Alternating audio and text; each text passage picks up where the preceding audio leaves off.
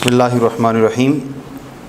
آج ہم اسلامیات کے جو منتخب اسباق ہیں ان کو پڑھیں گے اور جو منتخب آیات ہیں ان کے حوالے سے بھی آج ہم آغاز کریں گے۔ جو ہم سلیبس پہلے پڑھ چکے ہیں اس کو اسی طرح ہم کنٹینیو کریں گے، لیکن کچھ مخصوص اسباق جو ہیں ہم ان کی طرف پہلے آئیں گے۔ ہمارا جو پیپر پیٹرن ہے وہ آپ کو پہلے معلوم بھی ہوگا، تو اس میں ہم سب سے پہلے معروضی ہوتی ہے، معروضی کے بعد آیات ہوتی ہیں۔ جو دوسرا پورشن ہے آیات کے حوالے سے سب سے پہلے ہم اس کی جانب آئیں گے، کیونکہ معروضی ایک طویل ہے، اس پہ ہم بعد میں لمبی گفتگو بھی کر سکتے ہیں۔ تو آج کا ہمارا ہے اسلامیات کا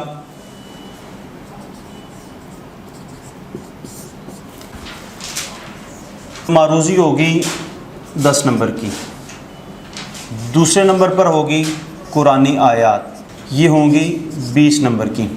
ان کا اس طرح ہوگا کہ 2 آیات ہم نے لکھنی ہوں گی، 3 انہوں نے دی ہوں گی، 3 میں سے ہم 2 لکھیں گے اور دونوں کے 10-10 نمبرز ہوں گے۔ اس کو ہم اس طرح کریں گے کہ سب سے پہلے ہم سے پوچھا جائے گا کہ ان آیات کا ترجمہ، تشریح اور اس کی جو ضروری وضاحت، بعض اوقات مشکل الفاظ کے معنی بھی پوچھ لیے جاتے ہیں۔ تو ہماری جو سب سے پہلے بک کے اندر آیات ہیں ان میں سے جو امپورٹنٹ ہے، پہلی آیت مبارکہ سورۃ البقرہ کی ہے۔ سورۃ البقرہ کی آیات نمبر 1 سے 5 تک ہے سورۃ بقرہ۔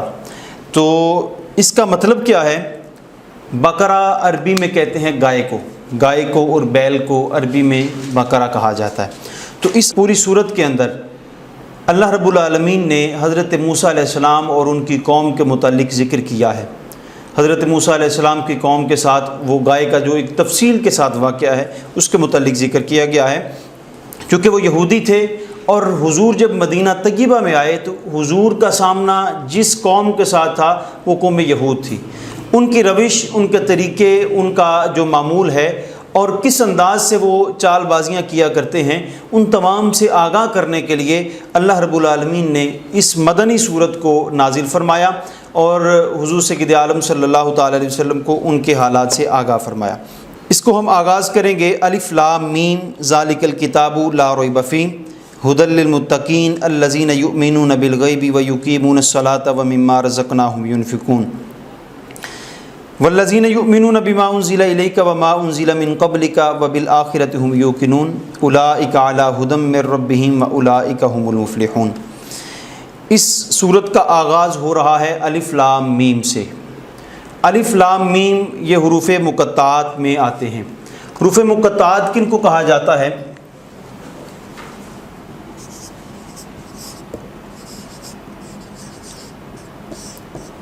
یہ اس کے نام سے واضح ہے۔ مقطعات کہتے ہیں قطع کرنے کو، توڑنے کو، کاٹ دینے کو۔ اب ہم دیکھیں گے کہ ایک لائن ہے یا ایک وائر سمجھ لیں، اس کو ہم درمیان میں سے کاٹ دیں گے تو یہ کہیں گا یہ الگ حصہ ہو جائے گا، یہ الگ ہو جائے گا، یہ الگ اور یہ الگ۔ اس کا معنی ہوتا ہے قطع کرنا، توڑنا۔ تو جب ہم ان حروف مقطعات کی جانب غور کریں گے تو الف لام میم جو لفظ ہے،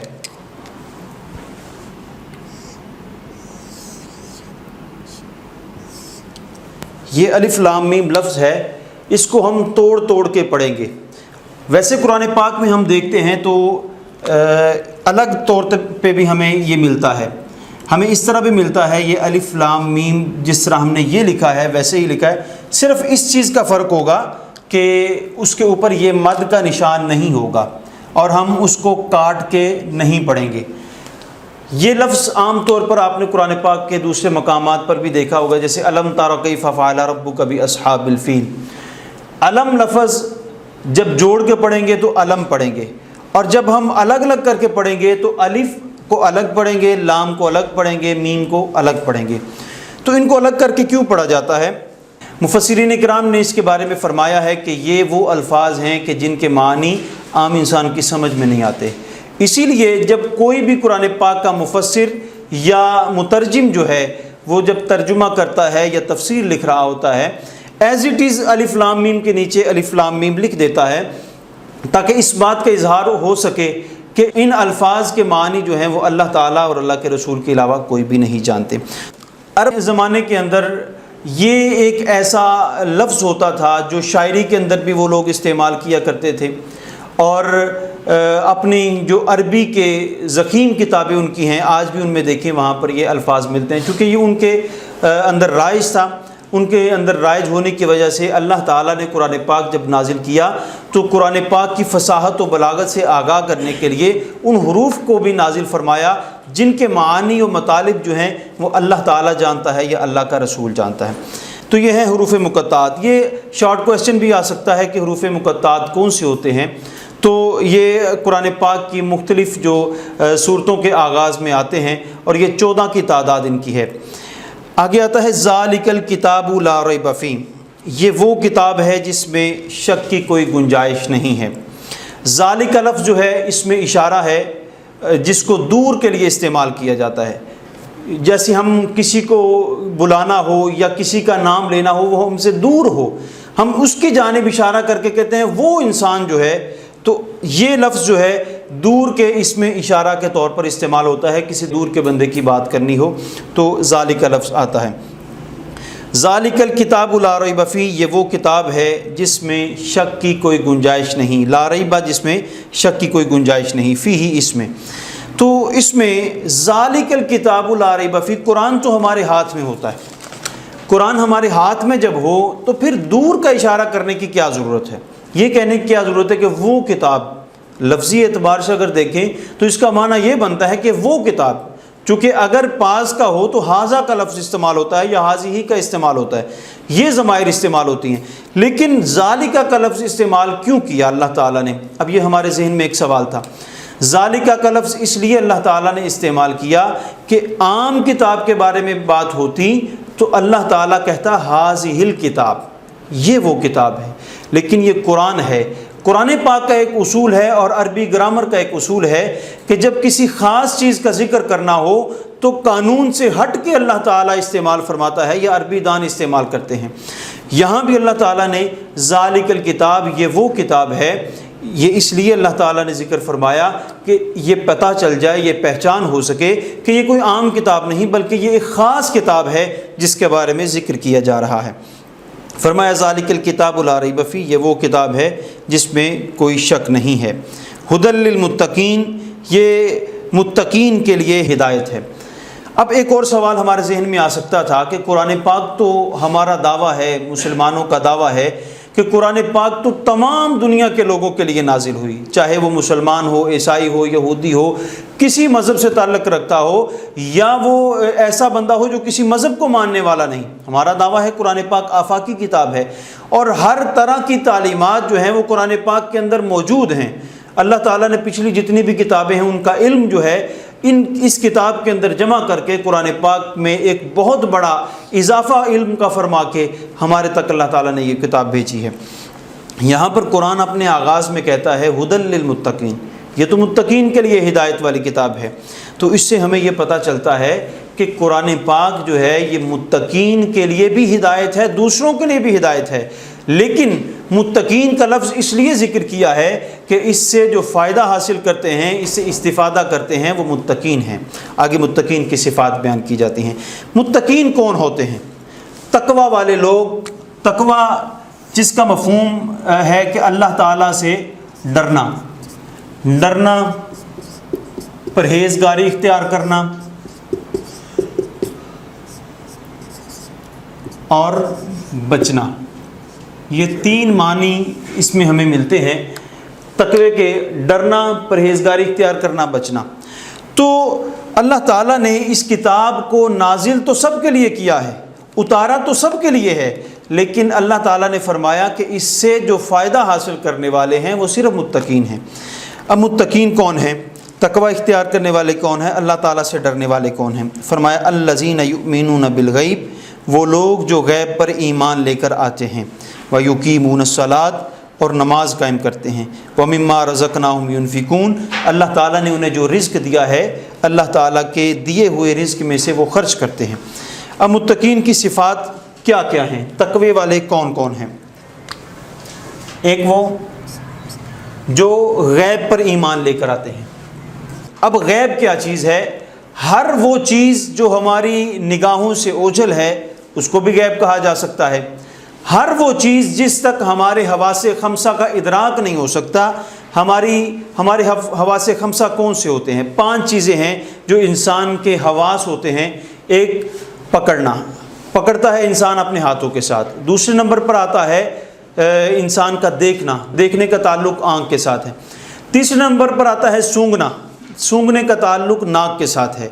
چوتھے نمبر پر آتا ہے چلنا، پاؤں کے ساتھ انسان چلتا ہے۔ اور 5ویں نمبر پر آتا ہے سننا، اور سننے کا تعلق جو ہے وہ کانوں کے ساتھ ہے۔ یہ 5 چیزیں جو ہیں، یہ 5 حواس خمسہ جو ہیں، جہاں تک یہ نہیں پہنچ سکتے اس سے آگے کی جو چیز ہوتی ہے وہ غیب کی چیز کہلاتی ہے۔ مثال کے طور پر غیب میں اب فرشتے ہیں، ہم نے نہ فرشتوں کو دیکھا ہے، نہ فرشتوں کی کیفیت کو ہم محسوس کر سکتے ہیں، نہ ہم یہ جانتے ہیں کہ فرشتے کس شکل کے ہیں، نہ ہماری عقل وہاں تک پہنچ سکتی ہے، نہ ہمارا ہاتھ ان کو پکڑ سکتا ہے، نہ ہم ان کو سونگھ سکتے ہیں، نہ ہی ان کو دیکھ سکتے ہیں۔ کوئی بھی چیز ہماری ان تک نہیں پہنچ سکتی۔ تو یہ غیب کی چیزیں ہیں۔ ہمیں کہاں سے پتہ چلا؟ حضور سید عالم صلی اللہ تعالی علیہ وسلم نے قرآن کی آیات کی شکل میں اور احادیث کی شکل میں ہمیں فرشتوں کے بارے میں بتایا، ہمارے علم میں یہ بات آ گئی، لیکن ہم اپنے حواس خمسہ کے ساتھ ان تک رسائی حاصل نہیں کر سکتے۔ تو یہ غیب کی چیز ہے۔ دوسرے نمبر پر قیامت کا دن جو ہے، نہ ہم نے دیکھا ہے، نہ ہم نے اس کو پکڑا ہے، نہ سونگا ہے، اس کے بارے میں ذکر ہم نے ضرور سنا ہے جو حضور سید عالم صلی اللہ تعالی علیہ وسلم کے ذریعے ہمارے تک پہنچا ہے۔ تو یہ 2 مثالیں جو ہیں یہ غیب کی مثالیں ہیں، ان پر ایمان لے کر آنا ہمارے لیے ضروری ہے۔ اللہ تعالیٰ کہتا ہے کہ متقین وہ ہیں، تقوی والے وہ لوگ ہیں جو غیب پر ایمان لے کر آتے ہیں۔ تو پہلے نمبر پر ہے غیب پر ایمان لے کر آنے والے تقوی والے ہیں۔ دوسرے نمبر پر فرمایا وَيُقِيمُونَ الصَّلَاةَ، وہ لوگ جو نماز کو قائم کرتے ہیں۔ نماز کو قائم کرنا یہ نہیں کہ انسان 4 سجدے کر لے، انسان رکوع کر لے، انسان قیام کر لے، اتحیات میں بیٹھ جائے، یہ نماز نہیں۔ نماز کو قائم کرنے کا مطلب یہ ہے کہ جب بندہ اللہ کے حضور اس انداز میں حاضر ہو کہ جب اللہ کی بارگاہ میں جانا ہو پورے اہتمام کے ساتھ بندہ جائے۔ ایک یہاں پر میں چھوٹی سی مثال دیتا ہوں۔ جب ہم کسی کے گھر دعوت پہ جاتے ہیں یا کوئی بڑا ہمیں بلاتا ہے تو ہم پوری تیاری کے ساتھ جاتے ہیں، اب ہم ویل ڈریس ہو کے جاتے ہیں، اور جب اس کے پاس جاتے ہیں تو ہم اس بات کا خیال رکھتے ہیں کہ ہم جس کے پاس بیٹھے ہیں یا جس کے پاس جا رہے ہیں یا جس کے ساتھ ہمیں کوئی خصوصی کام ہے یا جس نے مجھے دعوت پہ بلایا ہے، اس کا کیا طریقہ کار ہے، وہ کیا سنتا ہے، کیا بولتا ہے، یا وہ کس بات کو پسند کرتا ہے۔ ہم جاتے ہیں تحفہ بھی وہی لے کر جاتے ہیں جو اس کی پسند کا ہو۔ ہم نے کسی بڑے افسر کے پاس جانا ہے تو ہم کوئی معمولی سی چیز نہیں لے کر جائیں گے، ہم اچھی چیز لے کر جائیں گے۔ ہم اپنے کسی عزیز، کسی قریبی رشتہ دار کے پاس جائیں گے، ہمارا تحفہ لے کر جانے کا انداز اور ہوگا، ہمارا تحفہ اور ہوگا۔ اسی طرح ہم جب اپنے لباس کی جانب اپنی نگاہ کو دوڑا کے دیکھتے ہیں تو ہمیں پتہ چلتا ہے کہ ہم کسی خاص بندے کے پاس جانا ہے تو ہمارا اچھا لباس ہے، ہم نے عام بندے کے پاس جانا ہے تو ہم معمولی لباس پہن کر بھی جا سکتے ہیں۔ تو ہمیں یہ لحاظ رکھنا ہوگا کہ ہم جس کے پاس جا رہے ہیں، جس کی دعوت پہ جا رہے ہیں، اس کے لیے ہمارے پاس ایک اچھا لباس، اچھا تحفہ یا اس کی مرضی و منشا کے مطابق ہمارے پاس جانے کا اہتمام ہو۔ اب ہم اللہ کی بارگاہ میں جا رہے ہیں، نماز کی دعوت ہمیں اللہ تعالیٰ نے دی ہے، اللہ کی جانب سے اذان کی شکل میں ہمیں دعوت ملی ہے۔ جب ہم اللہ کے حضور میں جائیں گے تو پورے اہتمام کے ساتھ جائیں گے۔ ہم نماز پڑھتے ہوئے ویسے نہیں جائیں گے کہ جیسے ہم بیٹھے تھے، جو لباس پہنا تھا، ہم نے سلیو لیس شرٹ پہنی تھی، ہم ویسے ہی جا کر نماز پڑھنا شروع کر دی۔ ہمارے سر کے اوپر کچھ نہیں ہے، سر کو ڈھانپا ہوا نہیں ہے، اہتمام نہیں کیا، تو نماز قائم کرنا یہ نہیں۔ نماز پڑھیں گے، نماز ہو تو جائے گی، لیکن نماز میں جو اہتمام ہے وہ نہیں پایا جا رہا۔ تو اللہ تعالیٰ سے ڈرنے والے وہی ہوتے ہیں جو پورے اہتمام کے ساتھ نماز کو قائم کرتے ہیں۔ تو اللہ تعالیٰ نے فرمایا پہلے نمبر پر وہ لوگ جو ایمان لے کر آئے، کس پر؟ غیب پر ایمان لے کر آئے، اور جنہوں نے نماز کو قائم کیا وہی تقوی والے، اللہ تعالیٰ سے ڈرنے والے ہیں۔ تیسرے نمبر پر فرمایا وَمِمَّا رَزَقْنَاهُمْ يُنْفِقُونَ، جو اللہ کی راہ میں خرچ کرتے ہیں اللہ کے دیے ہوئے مال میں سے۔ اللہ کی راہ میں خرچ کرنے والے کون ہوتے ہیں؟ اب جتنا بھی رزق ہمارے پاس ہے، جتنی دولت ہمارے پاس ہے، جتنا علم ہمارے پاس ہے، جتنی نعمتیں ہمارے پاس ہیں، ہر ایک چیز کو ہم رزق میں شمار کریں گے، اور رزق اللہ تعالیٰ نے ہمیں ہر انداز میں دیا ہے۔ اس رزق کو ہم اگر محدود کریں گے تو یہ ہمارے علم کی کمزوری ہے، ہماری سوچ کا ایک محدود پیمانہ ہے۔ لیکن اللہ تعالیٰ نے ہمیں ہر انداز میں رزق عطا فرمایا ہے۔ ہم تو رزق کو کھانے پینے کے انداز میں لے لیتے ہیں، مال و دولت کے انداز میں لے لیتے ہیں، لیکن اگر ہر ایک چیز کو ہم شمار کریں گے تو وہ ساری کی ساری چیزیں رزق ہیں۔ اب اللہ تعالیٰ نے ہمیں کیا کچھ عطا فرمایا ہے؟ سب سے پہلے اللہ تعالیٰ نے ہمیں جان عطا فرمائی۔ یہ جو ہماری سانسیں چل رہی ہیں یہ بھی اللہ تعالیٰ کا دیا ہوا رزق ہے، اس کی بھی قدر کرنا اور اس سے فائدہ اٹھا کے دوسروں کو اس سے فائدہ دینا یہ بھی ہماری ذمہ داری ہے۔ اس آیت مبارکہ میں تقوی کی پہچان یہی بیان کی گئی ہے، وَمِمَّا رَزَقْنَاهُمْ يُنْفِقُونَ، جو اللہ کے دیے ہوئے رزق میں سے اللہ کی بارگاہ میں خرچ کر دیتے ہیں۔ اب اللہ تعالیٰ نے ہمیں جان عطا فرمائی، سانسیں عطا فرمائی، زندگی عطا فرمائی۔ اس زندگی کی قدر کرنا، اس نعمت کو پہچاننا یہ ہمارے لیے ازحد ضروری ہے۔ دوسرے نمبر پر ہمیں اللہ تعالیٰ نے سانسوں کے بعد ایمان کی دولت عطا فرمائی ہے، ہمیں ایمان کی نعمت عطا فرمائی ہے۔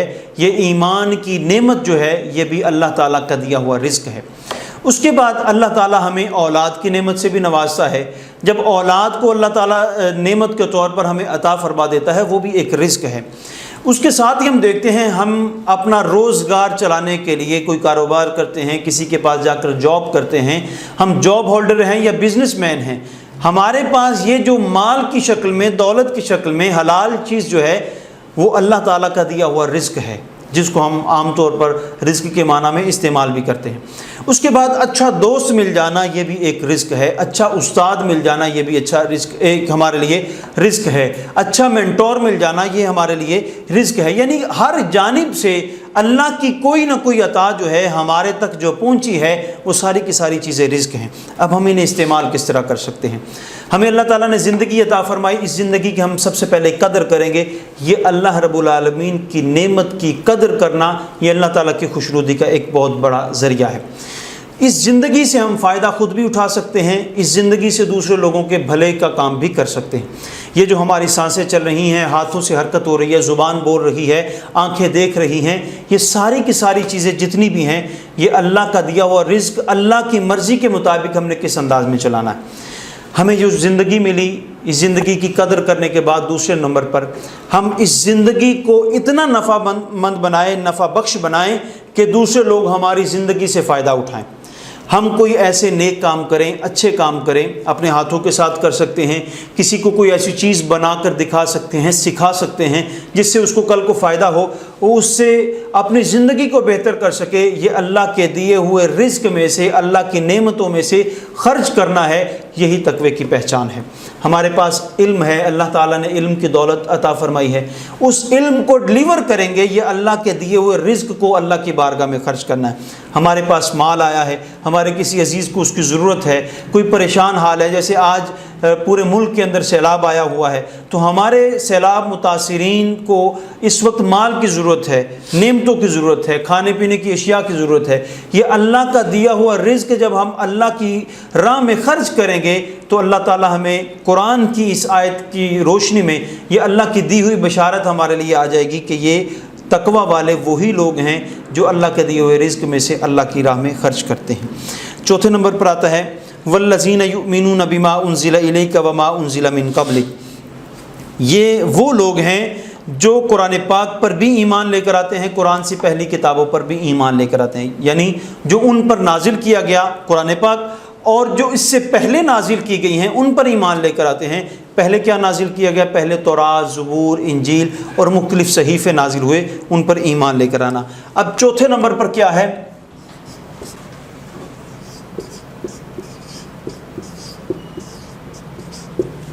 قرآن پاک اور باقی کتب سماویہ پر ایمان لے کر آنا۔ جو آسمان سے کتابیں نازل ہوئیں ان پر ایمان لے کر آنا ہمارے لیے ضروری ہے۔ جیسے ہم بچپن میں بھی ہم نے یاد کیا تھا آمنت باللہ و ملائکتہ و کتبہ و رسلہ والیوم الآخر والقدر خیرہ و شرہ من اللہ تعالی والبعث بعد الموت، یہ ساری چیزیں اس میں آ جاتی ہے۔ یہ ساری چیزیں ایمان کی جزیات میں آتی ہیں، ایمان کے لازم حصوں میں آتی ہیں۔ جب تک ان تمام چیزوں پر ہم ایمان نہیں لے کر آئیں گے ہمارا ایمان مکمل نہیں ہوگا۔ تو یہاں پر فرمایا وہ لوگ جو ایمان لے کر آتے ہیں اللہ تعالیٰ کی تمام کتابوں پر، یعنی قرآن جو ان پر نازل ہوا اس پر بھی ایمان لے کر آتے ہیں، قرآن پاک سے پہلے جو کتابیں نازل ہوئی ہیں ان پر بھی ایمان لے کر آتے ہیں۔ یہاں پر ہمارے لیے سمجھنے والی ایک بات ہے، وہ کیا ہے کہ دیگر مذاہب کے لوگ جو ہیں وہ قرآن پاک کو ماننے سے انکار کرتے ہیں۔ قرآن پاک میں بھی اس کی تشریحات ملتی ہیں اور احادیث مبارکہ میں بھی اس کا ذکر ملتا ہے، لیکن قرآن کو ماننے والوں کے اوپر اللہ تعالیٰ نے لازم کر دیا کہ وہ تورات کو بھی مانیں گے، زبور کو بھی مانیں گے، انجیل کو بھی مانیں گے، قرآن پاک کو بھی مانیں گے۔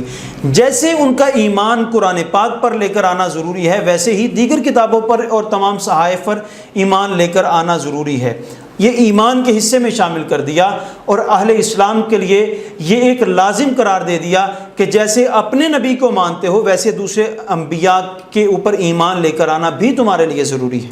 اور یہ اسلام کا ایک حسن ہے کہ دوسرے انبیاء اور ان پر نازل ہونے والی کتابوں پر بھی وہ ایمان لے کر آتے ہیں۔ تو فرمایا تقوی والے وہ ہیں والذین یؤمنون بما انزل الیک وما انزل من قبلک، اس پر ایمان لے کر آتے ہیں جو ان پر نازل ہوا اور اس پر بھی جو ان سے پہلے نازل کیا گیا۔ وبالآخرۃ ھم یوقنون، اور یوم آخرت پر ایمان رکھتے ہیں۔ 5ویں نمبر پر اب ہمیں کیا پتہ چلا کہ یوم آخرت پر بھی ایمان لے کر آتے ہیں۔ اب 5ویں نمبر پر فرمایا کہ وبالآخرۃ ھم یوقنون، روز آخرت پر ایمان لے کر آتے ہیں، یہ بھی تقوی والوں کی اللہ تعالیٰ نے نشانی بیان کر دی۔ اب یوم آخرت جو ہے قیامت کا دن ہے، قیامت والے دن کیا ہونے والا ہے، احادیث مبارکہ میں ہمیں اس کی تفصیل اور تشریح مل جاتی ہے۔ قرآن پاک میں بھی اس کا ذکر فرما دیا کہ تمہارے ایمان کا بھی لازمی جزو ہے اور تمہارے تقویٰ کے لیے بھی یہ ضروری ہے کہ تم اس بات پر ایمان لے کر آؤ کہ تم اس دنیا میں جو زندگی گزار رہے ہو، اس زندگی کا اختتام ہو جانا ہے۔ اس زندگی کے بعد عالم برزخ آ جائے گا، قبر کا دور آ جائے گا، اس کے بعد ایک دن تمہیں اٹھایا جائے گا اور تم بروز حشر تم اٹھائے جاؤ گے تو میدان محشر بپا ہوگا، جہاں پر میزان لگے گا، حساب و کتاب ہوگا، نیکیوں کا پلڑا الگ ہوگا، گناہوں کا پلڑا الگ ہوگا۔ وہ ساری کی ساری چیزیں جو ہیں ہمارے سامنے کھل کر آ جائیں گی اور ہر ایک چیز پر جیسے ہم ایمان لے کر آئے تھے، جیسے ہم نے اعمال کیے تھے، وہ ساری کی ساری چیزیں ہمارے سامنے آ جائیں گی اور اس دن حساب کتاب ہوگا۔ اور فرمایا اولئک ھدی من ربہم واولئک ھم المفلحون، یہی وہ لوگ ہیں جو ہدایت پر گامزن ہیں اپنے رب کی عطا سے، اپنے رب کی طرف سے، واولئک ھم المفلحون، اور یہی وہ لوگ ہیں جو کامیاب ہوں گے۔ اب یہ 5 چیزیں ہمیں بیان کی گئی ہیں، وہ 5 چیزیں کیا ہیں؟ فرمایا غیب پر ایمان لے کر آنا، نماز قائم کرنے والا، اللہ تعالیٰ کی راہ میں خرچ کرنے والا، قرآن پاک اور دیگر کتابیں جو آسمان سے نازل ہوئیں ان پر ایمان لے کر آنے والا، روز آخرت پر ایمان لے کر آنا۔ یہ 5 چیزوں پر جو ایمان لے کر آتا ہے، فرمایا ھدی للمتقین، وہی تقوی والے لوگ ہیں۔ اب تقوی کی ڈیفینیشن جو لغوی طور پر ہم نے دیکھ لی، ڈرنا، پرہیزگاری اختیار کرنا اور بچنا، لیکن اس کا ایک اور مفہوم ہے جو بچنا کے معنی میں بھی آتا ہے، پرہیزگاری کے معنی میں بھی آتا ہے، جو اس کی اصطلاحی تعریف ہے۔ حدیث مبارکہ سے ہمیں پتہ چلتا ہے، حضرت عمر فاروق رضی اللہ تعالیٰ عنہ نے ایک مرتبہ حضرت کعب بن احبار رضی اللہ تعالیٰ عنہ سے پوچھا کہ تقویٰ کیا ہے۔ انہوں نے آگے سے ایک اور سوال حضرت عمر فاروق رضی اللہ تعالیٰ عنہ سے کر دیا اور اسی سوال میں ان کے سوال کا جواب تھا۔ حضرت کعب عرض کرتے ہیں، اے امیر المومنین، کیا آپ نے کبھی ایسی جگہ پر سفر کیا ہے یا ایسی جگہ سے آپ گزرے ہیں کہ ہر جانب سے خاردار جھاڑیاں ہوں، کانٹے ہوں اور تھوڑا سا راستہ ہو جہاں سے آپ نے گزر کے جانا ہو؟ حضرت عمر نے کہا جی میں گزرا ہوں۔ تو حضرت کعب نے سوال کیا کہ آپ وہاں سے کیسے گزرے تھے؟ تو حضرت عمر نے فرمایا کہ میں بچ کے کہ اپنے کپڑوں کو، اپنے بدن کو، اپنے لباس کو، اپنے آپ کو اس سے بچا کے کہ کہیں مجھے کسی جانب سے کانٹا نہ چبھ جائے، میں اپنے آپ کو بچا کے وہاں سے گزرتا ہوں۔ تو حضرت کعب بن احبار رضی اللہ تعالیٰ نے عرض کیا کہ امیر المومنین یہی تو تقویٰ ہے کہ جب بندہ زندگی گزار رہا ہو، جب بندہ اپنی زندگی کے روز و شب گزار رہا ہو تو بندہ ہر جانب سے دیکھے، ادھر سے بھی شیطان کا حملہ ہو رہا ہے، ادھر سے بھی شیطان کا حملہ ہو رہا ہے، ہر جانب سے اپنے آپ کو شیطان سے بچا کے اللہ کے راستے پر سیدھا چلتے جانا، یہی تقویٰ ہے۔ تو تقوی کی ڈیفینیشن کیا ہے کہ انسان اپنے آپ کو گناہوں سے بچاتا ہوا، شیطان کے جال سے بچاتا ہوا اللہ کے راستے پر چلتا رہے، یہی تقویٰ ہے۔ تو ہم نے آج پڑھا ہے سب سے پہلے حروف مقطعات کے بارے میں کہ جو قطع کر کے لکھے جاتے ہیں، جو توڑ کے لکھے جاتے ہیں، کاٹ کے لکھے جاتے ہیں، اور ان کا معنی اور مطلب جو ہے وہ اللہ تعالیٰ اور اللہ کے رسول کے علاوہ کوئی بھی نہیں جانتے۔ اور یہ اس کے علاوہ بہت سارے اور بھی الفاظ ہیں، حامیم، عین سین قاف، یاسین، الف لام میم صاد، اس طرح کے الفاظ بہت سارے ملتے ہیں جو آپ کو قرآن پاک کی مختلف صورتوں کے آغاز میں مل جاتے ہیں۔ تو قرآن پاک کی آیات جو ہیں ان کے 20 نمبرز ہوں گے۔ 20 نمبرز میں سے ہم نے 3 آیات دی جائیں گی۔ 3 آیات میں سے ہم نے 2 آیات جو ہیں وہ لکھنی ہیں، اور ہر ایک آیت کا جو نمبر ہے مارکس جو ہیں وہ 10 ہمیں ملیں گے۔